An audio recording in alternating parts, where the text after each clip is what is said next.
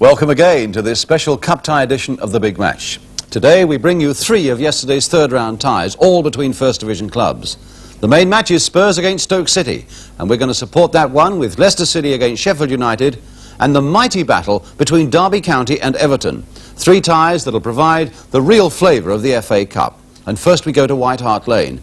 Many times over the years we've been able to bring you the action and the atmosphere from this famous stadium. But today we can take you some way behind the scenes on this cup tie day to the panelled corridor outside the White Hart Lane dressing rooms. The Spurs dressing room is at this end of the corridor.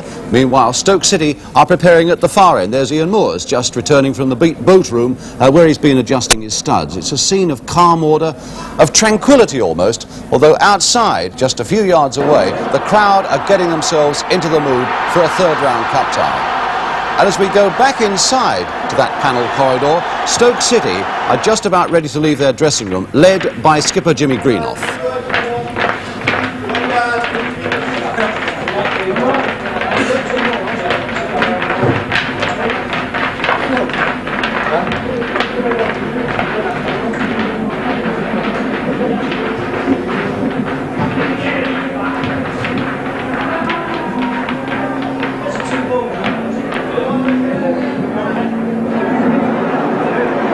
Now the crowd see them, though the majority there, of course, are waiting for the arrival of Spurs, and they won't have to wait long as Steve Perryman opens that door to lead his team out.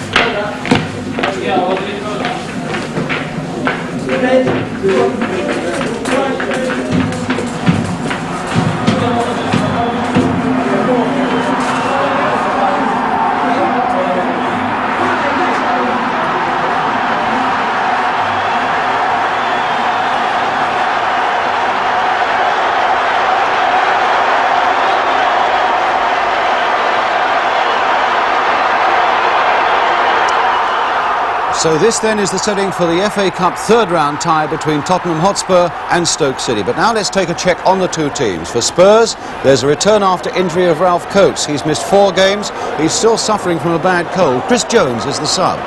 As for Stoke, they've had a flu scare all week. The number 5 Alan Dodd was the main sufferer, but he too is fit to play. So Stoke are able to field their strongest side. The referee for this cup tie is Bob Matthewson of Bolton, and now the crowd of 26,000 is ready for the first whistle on a day when a high wind is going to make life difficult for the players and bitterly cold for some of the fans like these.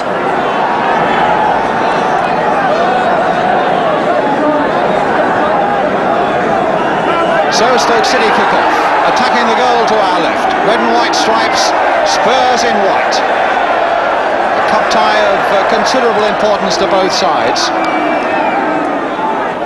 Neither of them had a good deal of luck in recent seasons. Stoke had lost in the third round in the last 3 seasons. Spurs have been beaten in the third round of the last 2 seasons. Law. Oh, was that a corner or was that a goal kick? It's a goal kick. Ironic twist really to find that Jimmy Robertson, who used to be a Spurs player here in a cup tie, of course he scored in a cup final for Spurs against Chelsea way back in 1967. And I'm sure there's very little sentiment about him this afternoon.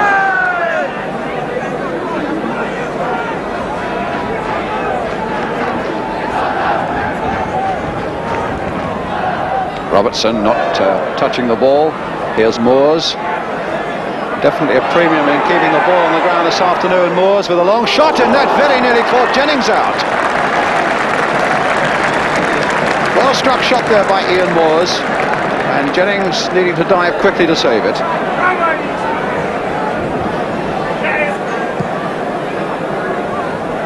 Chivers, back header, but Alan Bloor is there for Stoke. A nice pass to Salmons. Moores, Hudson, whistle gone for a free kick. Hudson with it.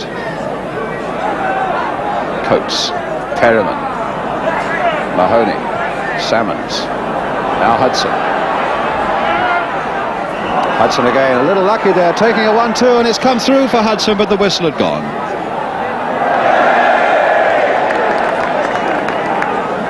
A free kick to Stoke. We might regret that the advantage wasn't played, but it was a very difficult one that for Bob Matthewson. The ball between his legs now as Salmons, who's quite a blaster, and Hudson behind it. And it's Salmons who blasted it, took a deflection on the way, and Jennings nicely behind it.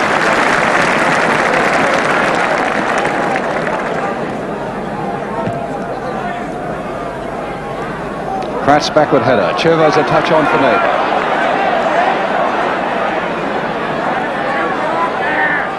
Inside for John Pratt. Left foot, deflected off Hudson. Chivers hoping to make something of it, and could still. Oh, and Shilton a good push over the top under great pressure from Duncan. Pratt started it, and Chivers did well to turn that ball back, and Shilton was in a lot of trouble under pressure from Duncan, but still managed to push it over. So a corner for Tottenham. And here it is, sailing into that area again. Willie Young couldn't get to it. Now Perryman might blast it. And in the end, Marsh whacked it away for Stoke. Naylor with a throw. Stoke not with a very good record here at White Hart Lane. They've won only once in 26 visits. That was in the league last season. They drew here in the league in November 1-1.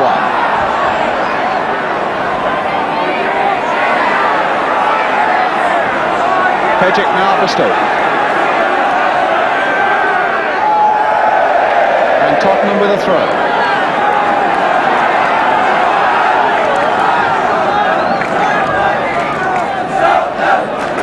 Chivers with it. Hudson's header, and now Salmons. Hustled by Chivers, but still found Marsh. Willie Young. Perryman to Willie Young again. Stokes throw.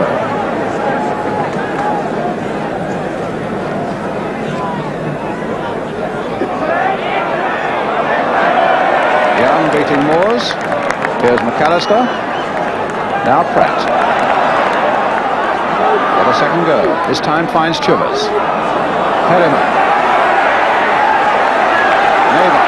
Naylor hearing outside him. Here's Terry Naylor. Time to cross it. Chivers on the far side. And Duncan might get there. Chivers might get there. And in the end, Stoke are happy to scramble that one away. Again, good pressure by Spurs on Stoke. Shilton appeared to have that ball and then didn't get it in the end. So Chivers with another throw. Pratt with a backward header. Shouldn't have been allowed to have done that. And Coates almost got in. Pratt tried to turn it back. Duncan might turn on it. Neighbour might get in. And in the end, Stoke, in a certain amount of disarray, get the ball away with Hudson to Moores. Now with Robertson. Osgood. Crowd getting behind Tottenham now, but it's a throw to Stoke. And a lot of work for Peter Shilton to do. The paper in that Stoke goal mouth. Quite amazing. Neighbour. Now Chivers. Oh, and the whistle had gone. The linesman was flagging. But he showed a bit of his old form there, the way he turned on that one and struck it. And now Stoke with a chance to break away with Jimmy Robertson. Hurdling over one challenge. Going past Willie Young. Now could this be a goal for Jimmy Robertson? In the end, nothing coming of it as Osgood turns it behind for the corner. While he hurdled past a challenge, he whistled past Willie Young. One would have thought that he could have taken it a bit further. And in the end, it was a corner. Much to the relief, I'm sure, of Pat Jennings and all the Tottenham players. So Salmons with the corner. Alan Dodd's up, not a particularly big fella. And Ian Moores is right in there, curling in. Jennings safe hands.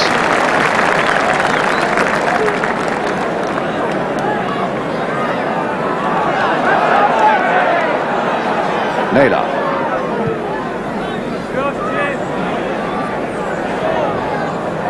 Salmons to Hudson.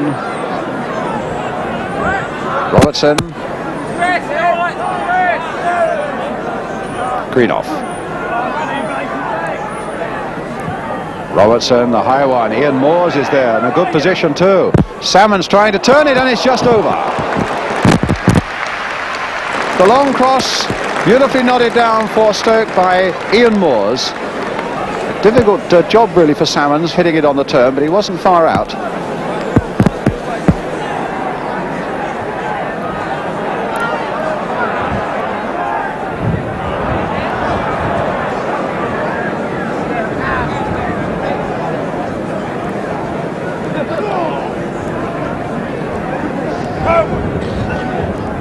Pratt. Gotta go back, but it might come for Duncan. Oh, and Shilton saved it. A bad back pass there from Salmons.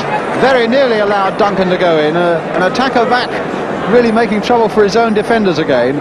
And Duncan coming back there and Shilton saving.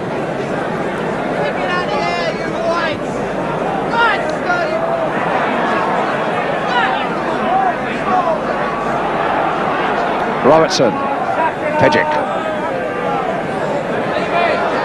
and Osgood nodding it back comfortably there for Jennings.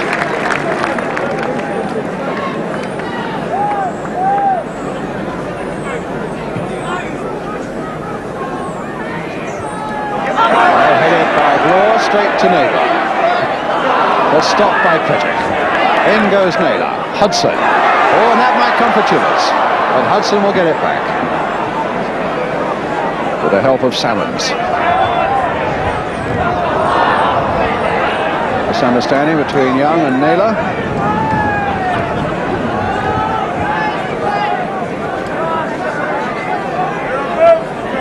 Sheff Salmons with the Stoke City throw.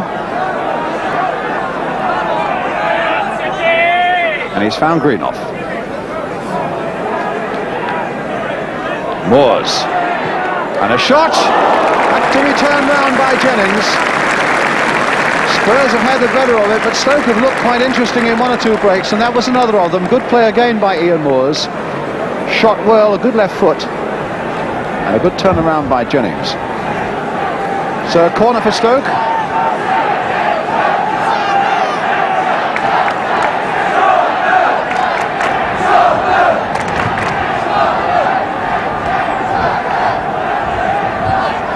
Corner curling in again, fisted away, but only half got away, and it'll come from Mahoney, lining it up, and it's a goal, and a good one!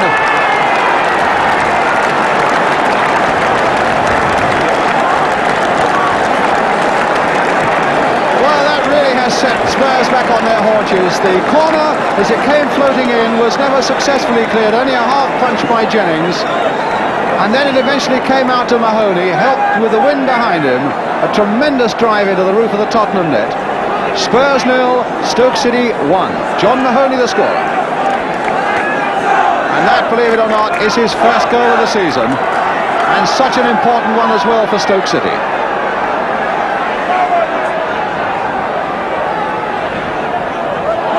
Now Neighbour. That's Shilton's. Some idea of how much it's gusting here. Flag really out straight there, and that's basically behind Stoke City.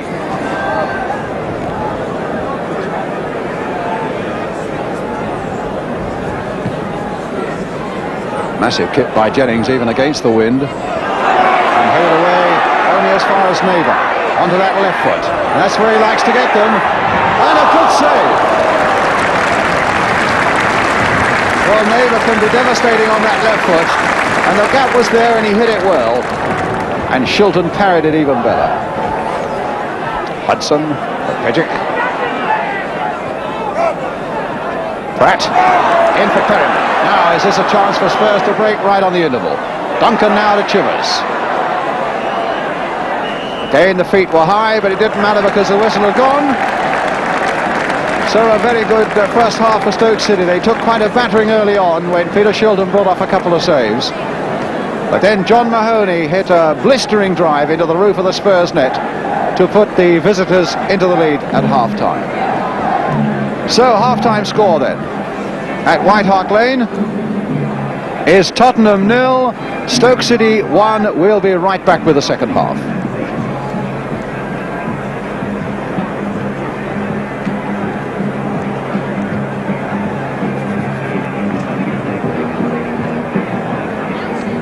No,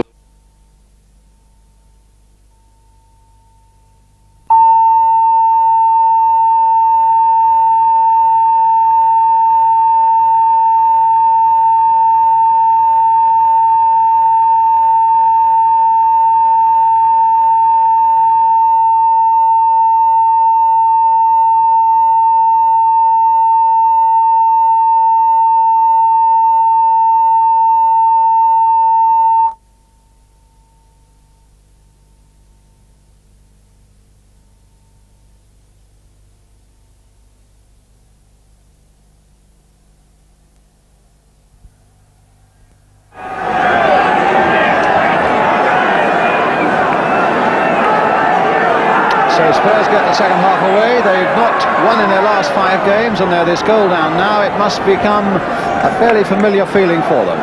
But they've got the wind at their backs, and it's a fairly fierce one now. That must have been the most disquieting feature of the whole afternoon for both sets of players. And here's Pratt with a shot, and it might come for Coates. It might still come for Coates, and it might come for Brrian, who was bustling in there. But in the end, it came for Shilton.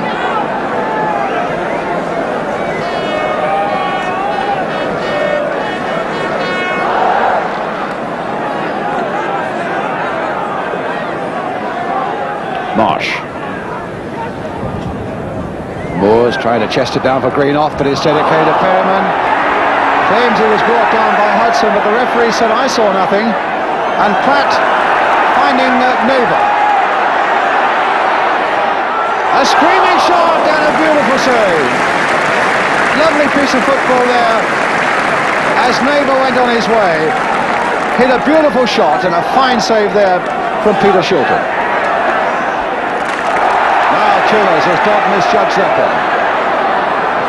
Swept wide again for Neighbour, coming in fast.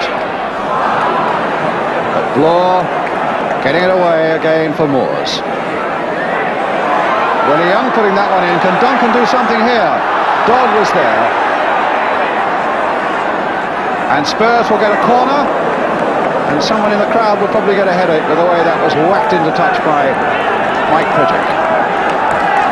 So a corner which Pratt will take. Willie Young up again. Chairs at the near post. Duncan right in front of Shilton. Hit low, and Hudson can put it behind again, and Pratt will get a second chance.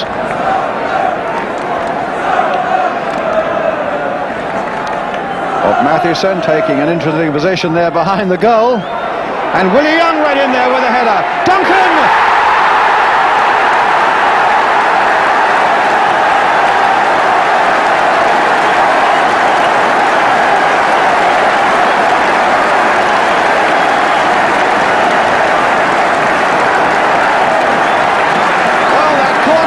Sailing in, Willie Young rose beautifully at the far post, and Duncan hooked that ball in.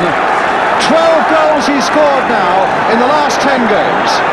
Spurs 1, Stoke 1, John Duncan the scorer of the equaliser.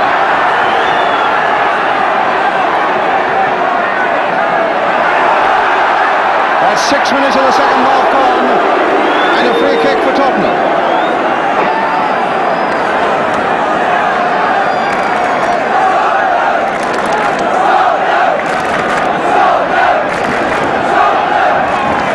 With the kick. Stoke claiming that Chivers was offside, and the linesman agreeing on the far side. What a remarkable goal-scoring record John Duncan's had for Tottenham.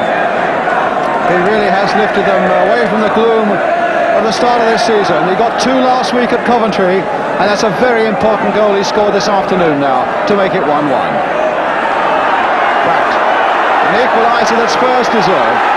And now here's Chivers as they hunt for a second goal. And now it comes for Perryman. Play on, says the referee. Swept wide for Terry Naylor. A deflection and over the Stoke crossbar for a corner. Up comes Young, the man who caused the damage for the Spurs equaliser. Back comes Moores with him.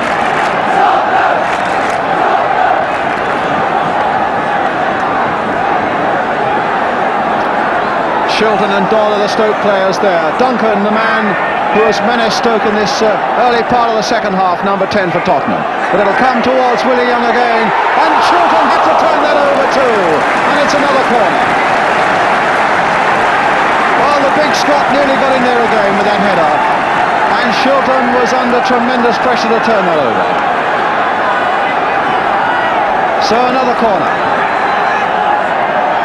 Jimmy Neighbour again with it. And again Willie Young goes in, and again the fist of Shilton turns it over. But he was assaulted there by Willie Young, and Young is arguing with the referee and makes his peace, I think, just in time. The fist of Shilton getting up there to push that one away though, and he's a goalkeeper under a lot of pressure at the moment.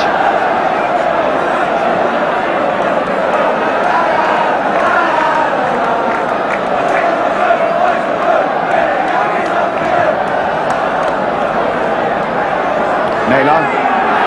Chivers up under this one, but Dodd beat him in the air. Pratt really fighting for it now. Naylor going outside him, but Neighbour turning it in towards Chivers. There's a shot on a turn, and in fact it hit Duncan. Duncan again! Oh, he's hit the crossbar! And eventually it was Mahoney who got it away. Chivers had a shot and it hit Duncan. It came out to Duncan and he turned beautifully on it, curled it over Shilton. It hit the crossbar and Mahoney got it away for Stoke.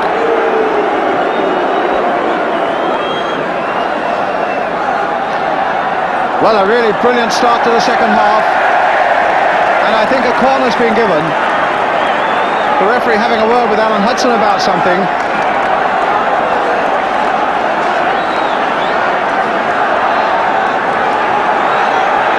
A look of strain on that face now, as Spurs are really throwing everything at Stoke. Coates turning it in, Bloor gets it away, and Robertson finally belting it away to Greenoff. Willie Young herring back on the far side, you can see, because when Greenoff's in possession, Stoke are always in with a chance. But now it's McAllister. The long ball towards Duncan.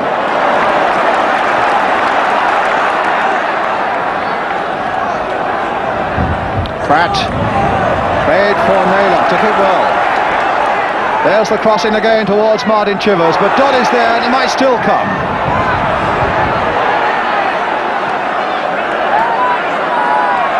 Osgood's header.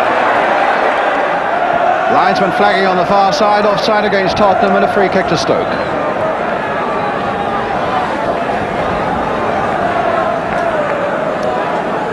Not had much to do this half as Pat Jennings. I wonder if he's feeling as cold as the rest of us in this biting wind. It looks as though he might be.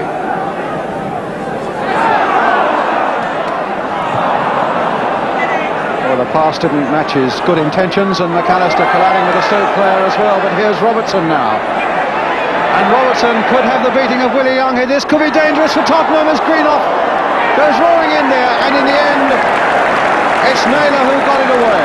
Moores was right in there too. In fact, it was Moores and not Greenoff who got right in there. Greenoff down and injured after that collision at the other end of the field. And then a bit of trouble. Salmons crossing again. Naylor's header. Pratt getting it away, but not very far. Marsh heading it back again.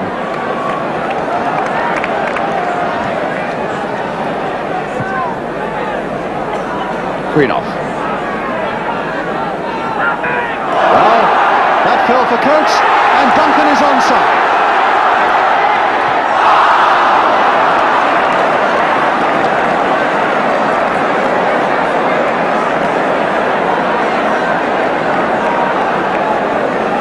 Now Marsh for Stoke.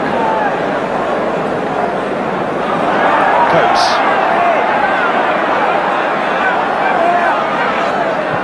Oh, nicely for Duncan, and hit again, and saved well by Shilton. Well, if only Duncan had been on the target in the first instance when he was right through, it might have had a different result. He was there without really catching it properly on the second occasion after that pass from Coates. McAllister hit hard towards Chivers. Got up well, combined well with Duncan, and it's Chivers again, hitting it well, just over.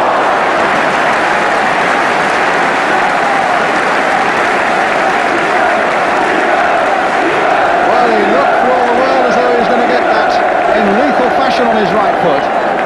In the end he did, and he was just too high. And Coates will now go off.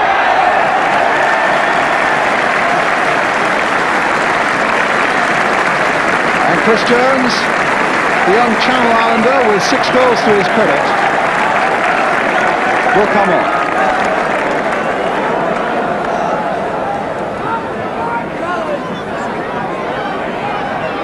Perriman in. Here's McAllister. Now Chivers. McAllister again, planted forward first time towards Duncan. Oh, and Pidgeck might have given a chance there. Oh, what a great piece of goalkeeping by Shilton. Pidgeck's back pass was never going to reach the goalkeeper. Pratt went in, slightly hindered, I think, by a Stoke player, but Shilton came out like a bullet.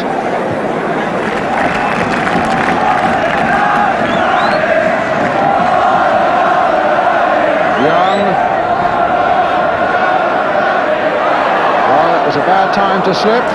Perriman's in there. Here's Greenoff. Now here's Mahoney. Played for Hudson again. Pidgeck. Mahoney.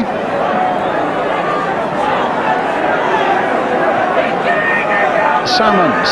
Had a quiet game. Brought down. And that's the final whistle. And Stoke have got a replay. Shilton, who made some excellent saves, some really fine goalkeeping from him.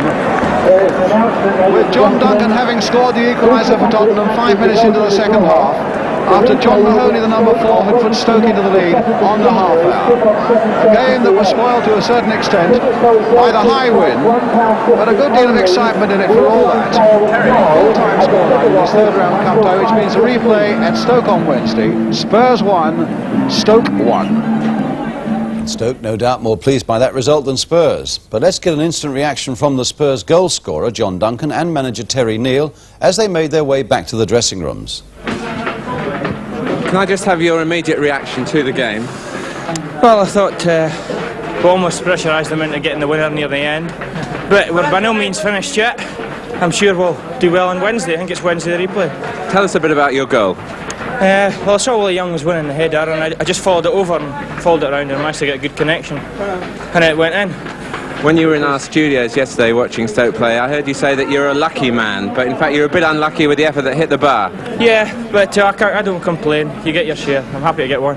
I think really my immediate reaction is that it was a fine game, keenly contested game, and I look forward to that game on Wednesday. We've been playing well away from home, so... But you didn't win. Where did it go wrong for you today, really? I don't think it was a question of it going wrong. I think the lads played very well, considering the poor performances we've had at home. Stoke are a good side, difficult side to beat, as we found in the past. Basically, as I say, my immediate reaction is, you know, what a keenly contested cup tie it was, and if it's something similar with the right result, of course, for us on Wednesday, then I'll have no complaints. Why has it been difficult for you playing at home? I think we've been a little bit anxious to do very well. The lads have probably worked a little bit too hard at it. But today I was pleased that they showed a little more composure. They played good, positive football, and I was reasonably happy. Our reporter there, Martin Tyler. Mind you, Stoke had battled well all through the game, through a good deal of pressure as well. And in John Mahoney, they probably had the man of the match for the amazing amount of work that he got through, as he always does, and of course for his wonderful goal. And in the Stoke dressing room, I asked John Mahoney for his reaction to this Stoke City performance. Well, I thought it was a workmanlike performance. You know, the conditions weren't really favourable for good football. You know, the wind was a swirling wind, and the pitch was drying, and I think it made it a bit difficult for both sides to control the ball. Tony Waddington said you were confident of getting a result here today. Why were you particularly confident of that? Well, we played Spurs about 5 or 6 weeks ago, and although they scored first, you know, we came back quite well. And I know we could have stolen it at the end, but although on the day a draw was fair, you know, we were quite confident of at least getting a draw today. They came for you a bit, particularly in the second half today, didn't they? They did, yeah. Just after half-time, first 20 minutes, it was like the relief from Macklin. And I thought, you know, if we gave another goal away, that could have been it. But I thought we held on okay, and then we started to break out. And your first goal of the season? Yeah, it's long overdue. You were helped a little bit with the wind behind you? I mean, it seemed to flash into the roof of that net. Well, I just must have hit it right, you know. I've been missing a few, you know. I've been getting over on top of them, and they've been going over, but just one of those things, just caught it right for a change. Do you think you're going to finish the job on Wednesday night? Well, you never know. It's tough. You'd be surprised how many teams, you know, win the replays. I wouldn't like to say we're confident enough, but, you know, you never know. Football. John, thanks very much indeed. Okay, bye. In good spirits there, as indeed they should be, though Stoke should also beware that Spurs are playing well away from home these days. Indeed, the Stoke defender, Mike Pejic, was saying just after that interview that they are far from happy with their form at home. Indeed, since mid-September, Spurs have lost only 2 away in the league, at Middlesbrough and at Manchester City, and they are difficult. Wednesday's replay is far from over. Now we come to our second cup tie, the all-First Division clash between Leicester City and Sheffield United at Filbert Street. The pictures come from a Yorkshire television unit. The commentators, Keith Macklin. Leicester City are in the plain, dark shirts. Whom judged that well? Woodward. Weller taking that over. Rose throwing it down the middle. Eddie. Curry caught with the flick. No foul, says the referee. Eddie finding Bradford. A good solid tackle by Rose. Now Weller moving forward dangerously, getting room for a shot and hitting well. Oh, terrific shot! Tremendous shot by Weller. He really rattled this, and Jim Brown did so well to take the sting out of that. Best shot of the game and a good save.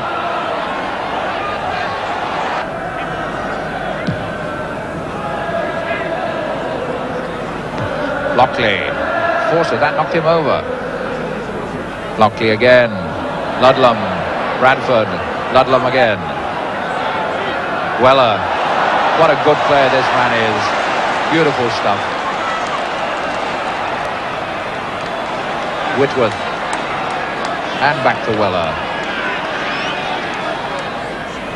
Garland, Whitworth, Weller, really revolving around Weller, Leicester City. Worthington, Kemba trying to find room for the shot. Now Garland trying to turn onto it. Leicester piling it on now with Whitworth. Weller taking on Curry. And getting the cross in. It's Worthington. Total miskick, but it's not out of play yet. Garner getting it away to Woodward. That breaks down. Rofe. Now Leicester really piling it on. Oh, that's a mistake by Eddie. And what a save by Brown. Beautiful stuff with another chance. This time it's here. Garland.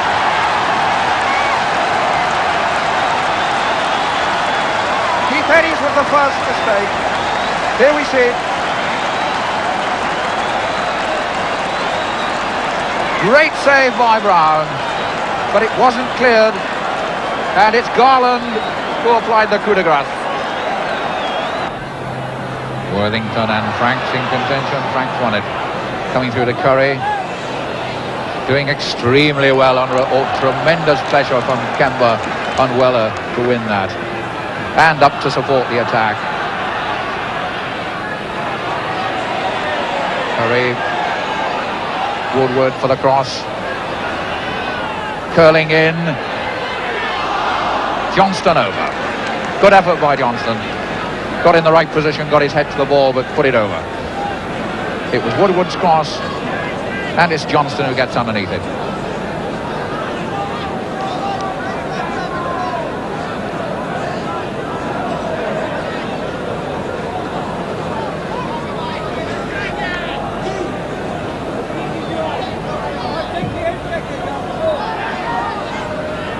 Headed on by Lee to Worthington. Good ball, Rofe going into right space. Cross for Garland. It's in, it's two, in off the post. Garland second, Leicester second, off the inside the post. Beautiful pass from Worthington to Rofe. Across two defenders. It looks as if it went really off Garland's back rather than his head. Whitworth for Leicester City.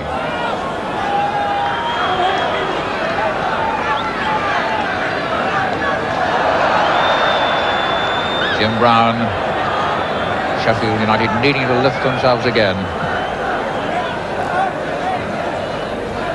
That was Woodward's head. Woollett. And Leicester City, of course, playing with tremendous confidence now. They had their shaky moments in the first half, but they're on top at the moment and have the goals to show it. That was deflected into the path of Alderson. Lee wants it. Weller, three, a hat-trick for Garland. Weller left it. Garland gets his hat-trick. And Sheffield United has sunk. Here's Alderson. Weller it is who sells the dummy. And Garland, three in a row. And the reward for Leicester City, they're now at home in the next round to the winners of the Middlesbrough-Bury replay. Next it's time for your letters, just one of them in fact today, as we take up a talking point of the past couple of weeks, ever since Alan Woodward of Sheffield United hit that 35-yard drive into the roof of the Derby County net. And John Murdoch of Plymouth and Peter Fogarty of London E10 say that arguments have raged in their local football clubs as to whether it was a brilliant goal or indeed whether a First Division goalkeeper should ever let anything in from that sort of range. Well, last week when Phil Parkes, the Queen's Park Rangers goalkeeper, was our guest, we discussed that point as Alan Woodward lined up that shot.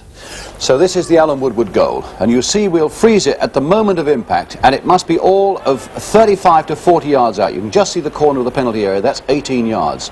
Now, Phil, he hits it beautifully, doesn't he? He strikes it very well there, yes. Colin Bolton's a little off his line there, not very much really. If he'd have been on his line, I think he might have stopped that. But I think he probably would be very disappointed at letting a goal like that in. The argument being, a lot of people saying it's a great goal, others saying that you should never let it in. I would be disappointed at letting a goal like that in anyway, from that distance. It certainly is incredible, well, you know, in First Division football to see those sort of going in. Colin Bolton would have been unhappy, and you certainly would. I think he would be very unhappy, yeah, you know. Thank you, Phil. But wait, because as a point of interest, Kevin Keegan was telling me after appearing in On the Ball yesterday that he was once behind a Woodward shot from a similar range, and he claims that Ray Clements in the Liverpool goal had no chance at all with that shot. So I suppose on that point the argument will go on. But of course what we want now is more action, and we get it in abundance as we bring you our third cup tie. It's the one at the baseball ground between Derby County, the champions, and Everton. A real blockbuster, covered by ATV, with Hugh Johns as the commentator, and with Derby County in white. Roger Davis a little bit too strong. Noticeably, Leighton James has switched to the right side of the park.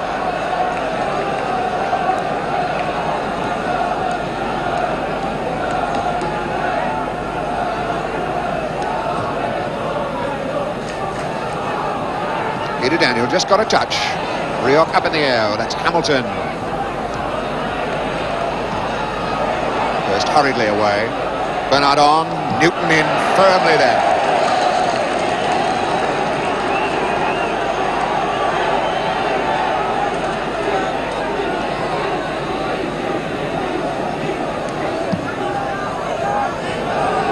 It's a guess for Newton. Charlie George. Put on for Davis. Nice ball, Gemmell. And Bernard biting sharply in the tackle, quickly on, aiming for Charlie George. Hamilton in little difficulty there with Steve Powell right at his back. Davis, Hurst behind him.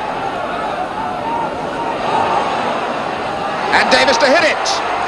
Yes, and it will be now. Yes, indeed. Charlie George. 1-0. 3 minutes gone. Staggering blow then. Really staggering blow for Everton. The move starting off with a fine dummy run by Steve Powell to the left side that took 3 Everton men away. Roger Davis spotted his chance. Hit a real beauty that beat Davis off the post. When it came out, Charlie George, the poacher, was there to knock it in. Good curved ball then for George.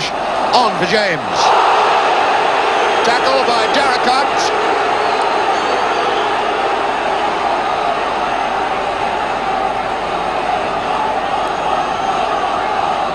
That was one warning, says referee Homewood.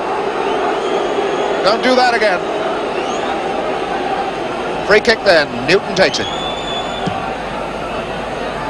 Davis. Half a touch. Bernard. Archie Gamble. He really made that ball his. Unlucky. Ball comes back off Hurst. On to Gamble. Everton throw.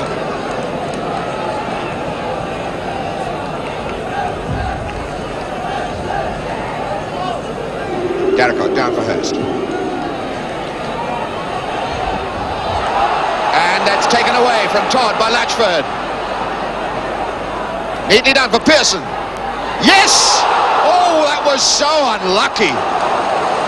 Pearson really bent that ball 2 feet in the air.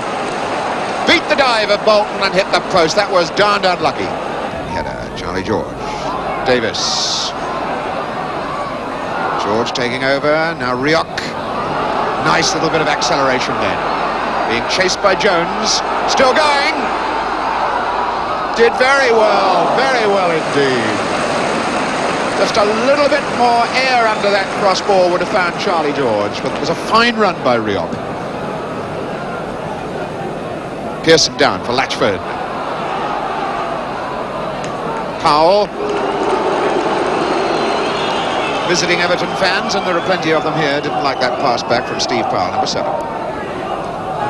George got a touch. James. Rioch taking it on. No, now it's George to try an early one. Charlie George just seeing the whites of the goalposts and let's go immediately. Hamilton. Dobson. Did remarkably well, did Dobson. Latchford did well. Pearson now has a chance. And it's just wide, and you got the feeling then that Dobson had thrown his leg. He might have guided that in. Beautiful little bit of football, starting off with Dobson, winning it away from 3 Derby men. Good pass to Latchford, nicked on immediately to Pearson. The shot just beating the post, and Dobson just too late to get a touch to it. Well, there's good noise coming up from this crowd. Evenly balanced for Derby and Everton. 31,000 of them here. Bernard now. Kenyon. Lyons. Daniel doing the cover. Only back as far as Pearson, though. Latchford. Bernard. Stretched wide for Darricott. It's Thomas down. Dobson. Pearson couldn't get there. Bernard's going to try it. Oh, what a good shot, too. Everton really putting the fears into these Derby fans now as they hammer away looking for the equaliser. That time it was Bernard whipping at a shot wickedly just wide of the post.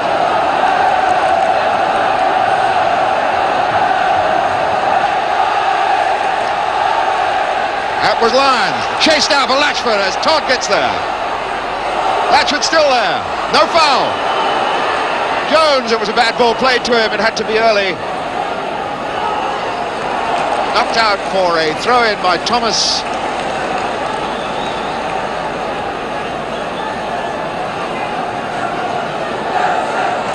Gary Jones to take it. Ricky Bernard. Early. Hamilton. Neat stuff! Did Bolton get a touch? No, he didn't. Everton then, pounding, driving, looking for this equaliser. And it's Derby fans who are quiet, and it's travelling Goodison fans who are making all the noise. There they go. Bernard's going through the middle. And Dobson spotted him. Good cover by Newton. But that was class football. Good running by Bernard. Good vision by Dobson. Good cover by Newton. Davis still going. They let him go. He shuts on for George. And he scores number 2. Charlie George. 2-0. And Derby fans relieved that the tension is lifted. Rise to greet this man as he strikes his 16th goal of the season. He never scored so many in a season before in any time in football. 17 minutes into the second half. Refereeing by John Homewood, allowing Davis to go on. He knocks it sideways for George, and in off the far post. Well, what a remarkable game this has been. Everton caught cold in 3 minutes. Charlie George picked a ball up from Roger Davis off the post and knocked in the first, and now Charlie George has made it 2-0. George aiming for Davis. Booted away by Lyons. Latchford under this with Todd. Powell helping it on. Hamilton down. Bernard. Pearson. Latchford is all right. Well, that was the moment that Big Bob Latchford might have kept his goal-a-game run going. A goal-a-game run coming here today with 7 in a row. Just about the first half chance that he's had. Bolton coming up quickly to Latchford's feet. Forced the big fella to strike it early, and he scooped it high over the bar. Once the ball goes dead, Everton will make their substitution. Number 10, Jimmy Pearson, they're going to take off. Bernard didn't win it back off George. Kenyon down. Dobson. Todd winning it back. Powell for Daniel. Davis gliding it down for James. James still fighting for it. Just got the toe end of his boot to it. Roger Davis had to make the save. And George charging after this with Lyons, knocking it back.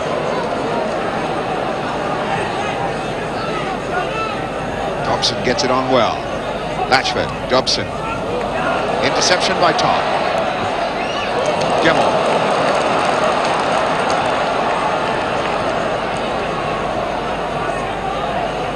Running square, and there's nobody right side for him now. Charlie George, what a beautiful ball. Charlie George, the chance of his hat-trick there. Not too sure that he knew exactly what it was he was trying to do at that moment. Newton feeding Gemmell. Now Daniel. George. Hurst really doing an awful lot of good interception, intelligent interception work for Everton. Hamilton cutting away for Everton now, chased by Gemmell.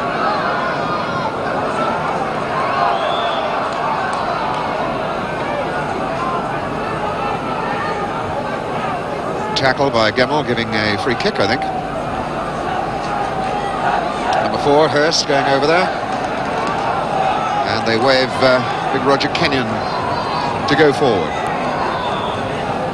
Hurst's kick. Kenyon got a touch, and Jones got it on, and it's in the back of the net. 2-1. And Gary Jones gets the credit for the goal. 2-1. And there's about 13 minutes to go. The free kick floating in from Hurst. Kenyon got off the ground, might have got just a touch. Derby were at 6s and 7s. Bolton off his line as Jones just got a delicate little touch to it, and it trickles into the net. So Derby go through 2-1 to another blockbuster. In fact, they're at home to Liverpool in the next round. But let's just check, though, on the replays to be played this week. On Tuesday, Birmingham against Portsmouth, Bolton against Brentford, Bury against Middlesbrough, Plymouth against Hull, Rochdale against Norwich, Tooting and Mitcham. Well done, Tooting, after that marvellous comeback in the last 4 minutes yesterday. Tooting and Mitcham against Swindon. They're all on Tuesday. On Wednesday, Aston Villa against Southampton, Newcastle against Queen's Park Rangers, Peterborough against Nottingham Forest, and of course, as you know, Stoke City against Tottenham. Well, that's it. I hope very much you've enjoyed our Cup Tie special. Don't forget, On the Ball next Saturday lunchtime in World of Sport, and the big match next Sunday afternoon at 2:05. Gloomy old day, really, for London overall in the Cup. Not one of the capital's First Division sides can be sure of a place in the fourth round. Arsenal and West Ham are out. Queen's Park Rangers and Spurs facing replays away from home. Time to reflect, maybe, on two of yesterday's Cup stars who were allowed to get away from London and to salute them. Chris Garland, ex-Chelsea, although, of course, Chelsea are still in the Cup, but now a hat-trick man, Chris Garland, for Leicester. And Charlie George, ex-Arsenal, now a match winner for Derby County. To show it, that was deflected into the path of Alderson. Lee wants it. Weller, three, a hat-trick for Garland! Davis still going, they let him go. Shot on for George, and he scores number 2.